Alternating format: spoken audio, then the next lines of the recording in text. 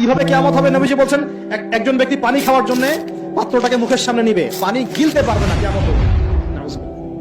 ইদা ওয়াকাআতিল ওয়াকিআ লাইসা লিওয়াকাআতিহা কাযিবা আল খারিআতু মাল খারিআ ওয়া মা আদরাকা মাল খারিআ। আছে না?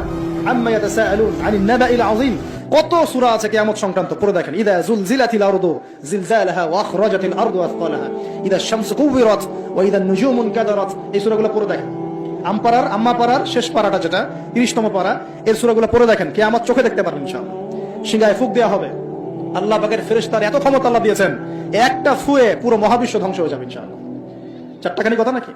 দ্বিতীয় ফুৎকারে আবার সবাইকে জীবিত করা হবে। এবং এই যে দুনিয়ার জীবনটা আমরা কাটাচ্ছি, এই 30, 40, 50, 60, 100 বছরের জীবন, এই জীবনের এক একটা হিসাব আল্লাহর সামনে দাঁড়িয়ে সেদিন দেওয়া লাগবে। আল্লাহ রাসূল বলছেন, এমন একটা মানুষও বাকি থাকবে না, একটা মানুষও না যে খালি লা ইলাহা ইল্লাল্লাহ কালিমাটা পড়তে জানে, এমন একটা মানুষও বাকি থাকবে না। বলেন নাউযুবিল্লাহ। ওরা হবে এই পৃথিবীর সবচেয়ে নিকৃষ্ট মানুষ। ওদের চেয়ে নিকৃষ্ট কোনো মানুষ এই পৃথিবীতে হবে না। এখনো কি এরকম সময় আসে নাই? এখন কি লা ইলাহা ইল্লাল্লাহ আছে না? আছে। হ্যাঁ, হয়তো তার পূর্ণাঙ্গ প্রয়োগটা নাই, কিন্তু কালিমা তো আছে কিনা? তখন নবীজি বলছেন, এমন একটা যুগ আসবে যে লা ইলাহা ইল্লাল্লাহ বলার মতো একটা মানুষ খুঁজে পাওয়া যাবে না। আর মানুষ রাস্তাঘাটে কুকুরের মতো জেনা করবে। রাস্তাঘাটে কুকুর যেমন সঙ্গম করে না রাস্তাঘাটে, ওই রকম করে মানুষ রাস্তাঘাটে জেনা করবে। ওই সময়ে আল্লাহ রাব্বুল আলামিন পশ্চিম দিক থেকে সূর্য উঠাবে। কোন দিক থেকে? সূর্য সত্যি সত্যি পশ্চিম দিকে উঠবে। পৃথিবী একদিকে ঘুরছে না এখন?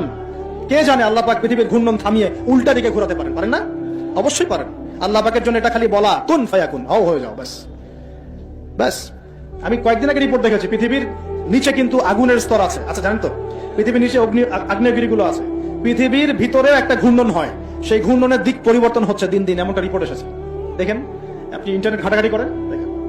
আর অনেকে রিপোর্ট করছে যে পৃথিবী আগে যে গতিতে ঘুরতো, এখন পৃথিবীর ঘূর্ণন গতি একটু বেড়ে গেছে। দেখেন রিপোর্ট, দেখেন। ঘূর্ণন গতি বেড়ে যাওয়ার মানে হচ্ছে টাইম দ্রুত পাস করবে। আর শেষ জামানার হাদিস এটাও আছে যে সময় দ্রুত পাস করবে, আছে না? এটা হাদিস আছে।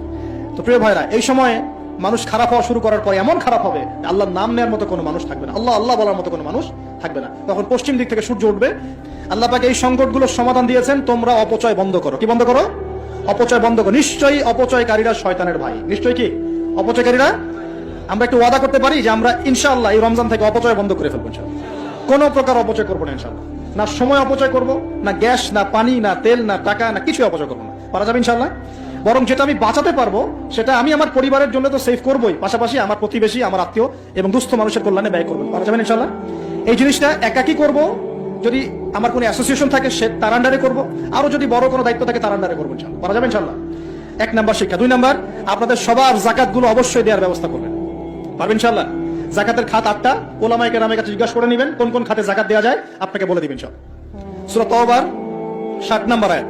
সূরা তাওবার 60 নম্বর আয়াতে যাকাতের খাতগুলো বর্ণনা করা আছে। এখানে একটা কথা বলি, অমুসলিমদেরকেও যাকাত দেওয়া যায়। যাকাতের যে খাতগুলো আছে না, 8টা খাত, এর মধ্যে একটা খাত আছে অমুসলিমকেও যাকাতের টাকা দেওয়া যায়। কেন দিব না আমরা? যদি একজন অমুসলিম ভাই খুব দরিদ্র হয়, তার পাশে দাঁড়ানোর দরকার নাই? সে কি মানুষ না? তার সাথে কি আমরা শত্রুতা পোষণ করব? তাকে ঘৃণা করব? না। তার উপর কি ইসলামকে জোর করে চাপিয়ে দিব?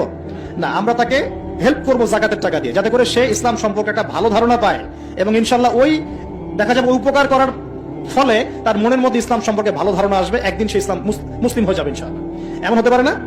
আমরা কিন্তু ইসলাম পরিপূর্ণ আসলে ইম্পোজ করতে পারি না। অমুসলিমদের সাথে আমাদের শত্রুতা থাকবে কেন? তাদের সাথে আমরা মৈত্রীর সম্পর্ক রাখবো। একটা কান্ট্রির মধ্যে কি মুসলিম অমুসলিম মারামারি করবে, বিদ্বেষে জড়াবে? সে তার ধর্ম তার মতো করে পালন করবে, আমরা আমাদের ধর্ম আমাদের মতো করে পালন করবো। বরং কোরআন বলছে যাকাতের যে সম্পদ, যে খাত আছে, এই খাতের মধ্যে মুআল্লাফাতু কুলুবুহুম একটা খাত আছে। তাদের অন্তরকে আল্লাহর দিকে আকৃষ্ট করার জন্য অমুসলিমদেরকেও যাকাত দেওয়া যায়।